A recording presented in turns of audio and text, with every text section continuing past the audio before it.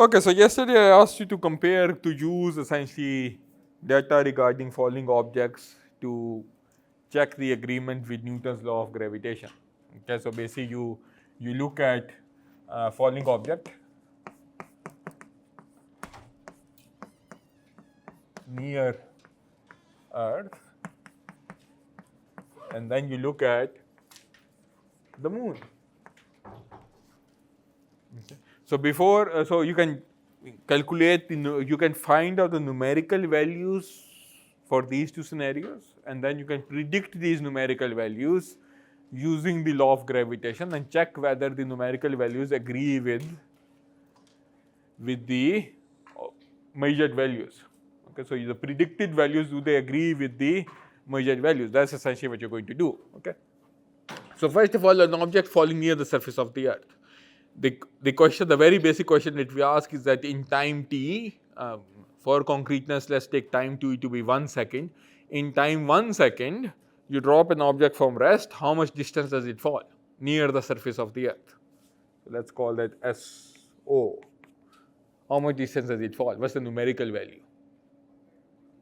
Essentially 5 meters or 4.9 meters if you are taking g to be 10 meters per second square, or 9.8 in this case, 9.8 meters per second square. That's the numerical value. For the moon is also falling towards the Earth, except that when it falls, the Earth's surface also curves away, so you don't feel the moon is getting any closer. But here's the Earth, and here's the moon.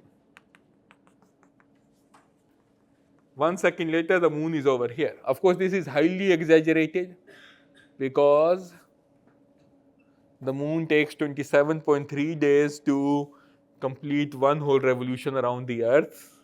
In 1 second, of course, it would have moved a very, very small, it would have swept out at a very, very small angle. Okay. Just for clarity's sake, it sweeps out, the moon essentially sweeps out some angle theta in 1 second. Okay. We are interested in the distance that the moon falls. Essentially, we are interested in this distance. Let's call it SM. The moon initially is over here, 1 second later it's over here. Again, highly exaggerated figure. Okay. So basically, we have to find out that distance from your astrophysical data. What the astrophysical data gives you is that the moon takes 27.3 days on average to complete one revolution around the Earth. The astrophysical data also gives you that the distance of the moon from the center of the Earth is some value, I think it's 3.8 times 10 to the power 8. So essentially the radius of the moon's orbit, let's call that Rm, 3.8 times 10 to the power 8 meters. Let me just confirm that value. Yep. Okay. And the time taken for the moon to complete one orbit, of course, is 27.3 days. Then how do I, using these two values, how do I figure out, again, this is nothing really theoretical, I'm just figuring out new data from the data that I'm given, okay. So I'm not making any theoretical prediction over it. How do you figure out the numerical value of SM given these two values, given the radius of the moon's orbit and given the time period that the moon takes to complete one revolution around the Earth? I'm assuming that the moon's orbit is circular, which is a very good approximation. Incidentally, the orbit of the moon is almost circular. So how do I figure out SM? You basically look, you have this circular arc, angle theta. This is Rm. This is also Rm. This distance is Rm. This distance is also Rm. So if you drop a perpendicular over here, this distance is Rm cos theta. So this distance, which you are really interested in, is simply going to be the full distance Rm minus this distance, which is Rm cos theta. So Sm comes out to be just be Rm minus Rm cos theta, which is just equal to Rm times 1 minus cos theta. No law of gravitation over here. This is simple trigonometry, okay? That's all it is. But of course, you need to figure out theta. How do I figure out theta? Theta is the angle that the moon sweeps out in 1 second. Okay, why 1 second? You could use some other interval, time interval as well. You could look at 2 seconds or 0.1 seconds. It's up to you. Okay, but since I'm using 1 second over here, I'm using 1 second over here. Okay, so anyway, so how do I figure out theta? Essentially, not even 2 pi r. I mean, it sweeps out an angle of 2 pi in 27.3 days. So how much angle does it sweep out in 1 second? So basically you have 2 pi. So theta will be equal to 2 pi divided by 27.3 days, which in seconds of course is 24 times 3600. So that's the value of theta. Okay, and corresponding, and then this of course, it's obvious that this is a very small angle, which is why I said that 1 second for the moon is a very short, is a very small time, because it sweeps out such a small angle. Again, these times are always relative to each other. Okay, so 1 second for the moon is a pretty short time, because it takes 27.3 days to complete one revolution. Okay, so 1 second compared to that is very, very small. Anyway, so what we then need is compute this Rm times 1 minus cos theta. Of course, you can plug in this value of theta over here, take the cosine, take 1 minus that, multiply by Rm, which is that, and you get some number. Okay. Maybe a better way to do this is to recognize that theta is small. So I can then do a Taylor expansion of cos theta and then becomes 1 minus theta square over 2. Okay, if theta is small, you plug this 1 minus theta square over 2, you get 1 minus 1 cancels, you're just left with theta square over 2. So this, to a very, very good approximation, is simply that. You don't even need to take a cosine. Okay, so you have that. You can calculate the numerical value of this thing. Again, you will get a number. Once you plug in with the numerical value of Rm, you plug in the numerical value of theta. So this is theta and this is Rm. Okay. And finally, you can calculate the numerical value of the ratio, Sm over S naught. Okay. And what you find, if you calculate this ratio, will be some number. I believe that is 2.8, around 2.8 times 10 to the power minus 4, if I'm not wrong. Okay, something like that. Once you punch in numbers into your calculator. From the Taylor series, remember? Cos theta की Taylor series क्या थी? 1 minus theta square over 2 factorial plus theta raised to power 4 over 4 factorial minus theta. Okay. Again, you don't really need a Taylor series over here, except that, just to save you some time. बजाय इसके पहले theta की value निकालो, फिर उसमें इन जो calculator punch it इनके थीटा कोसाइन लो, देन यू -1 करो, फिर +1 ऐड करो. Just do that. Okay.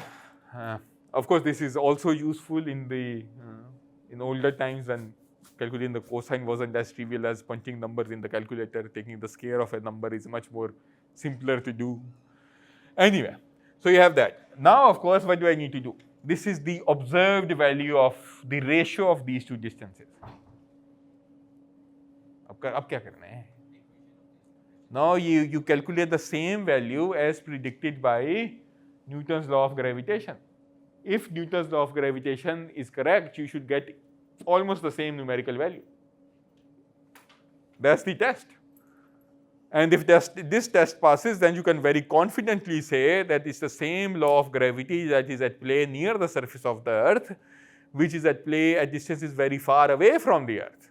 This Sm is, of course, dealing with the effect of gravity far away from the Earth. S0 or So is dealing with the effect of gravity near the surface of the Earth. Of course, Newton could have compared Sm only. Why did he take the ratio? And you'll see why he took the ratio. Two questions. First of all, Rm आपने कैसे लिया? Astrophysical data. Astrophysical data. People already had measured this. Okay. Secondly, from astronomical observations. Blah, blah. Secondly, you are doing this for very small theta. So yes. At that time, it was convincing. I think convincing to do कि इतने theta satisfy करने का theory सही है. नहीं अब as in test. नहीं theta आपका small यानी कि the advantage is when you come to this is perfectly fine. I mean even if theta is not small. This is a very small test. Like ये किसी और वजह से भी हो सकता है true होगा. Point is that. That would have been a huge coincidence. मतलब किस वजह से true हो? For example, elliptical orbit आप ले लें. Yeah. So which you're approximating over here is that it's approximately a circular orbit. Actually elliptical ही है, but a circle is just a special case of an ellipse. Next, so the question is how मतलब किस तरह से आप test को एक acceptable मानते हैं? Like कौन-कौन सा test है acceptable? Oh, of course. So this is the first verification of it. Then you of course apply it in other scenarios, and then once you get verified over and over again, then it becomes a law. So right now is the first test of your hypothesis essentially. Okay. Of course, usually you're not convinced by only one. It could be happy coincidence, but 3 happy coincidences. Okay, that would be very surprising. Okay, anyway. So then you go and do this calculation. You measure this ratio using the law of gravitation. So near the surface of the Earth, you dropped an object near the surface of the Earth. Exactly the same scenario. You are dropping it from rest. What's the theoretically predicted value for the distance that this object falls in 1 second or in time t? So you say S naught is going to be equal to half times, using the law of gravitation, the acceleration of this object. This object has mass m. The force that this object experiences is g times capital M. G is your constant, capital M is your mass of the Earth, mass of the object divided by RE square. This is the force that this object experiences near the surface of the Earth. What is the acceleration that this object experiences? Of course, you just divide by small m, by Newton's second law.